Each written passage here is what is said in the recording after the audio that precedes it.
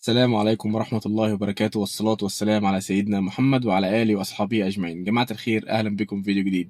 قبل ما نبدأ صلوا على سيدنا محمد عليه الصلاة والسلام، عليه ألف صلاة والسلام.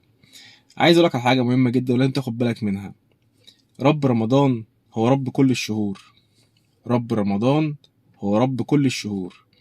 فالمصاحف اللي نزلت قبل رمضان دي من الظرف اللي فوق في المكتبة وبدأنا نفتحها ونختم القرآن، يا ريت ما يتشالش تاني.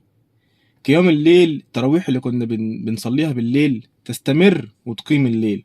الصلاة 5 صلوات الفروض اللي انت كنت بتصليهم كل يوم عشان صايم كملهم.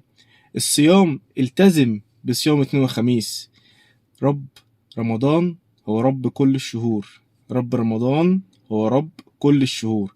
المصاحف اوعى ترفعها تاني في الرفوف وتحطها في المكتبة او فوق السرير او الكلام ده. اوعى. قيام الليل التزم بيه واستمر بيه. الصلاة امر مفروغ منه مفيهوش كلام. خلي بالك، استمر.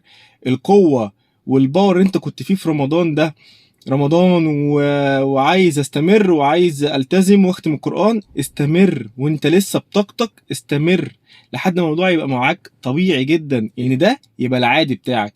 العادي بتاعك انك تقوم تصلي الظهر، العصر، مغرب، عشاء، قيام ليل، فجر.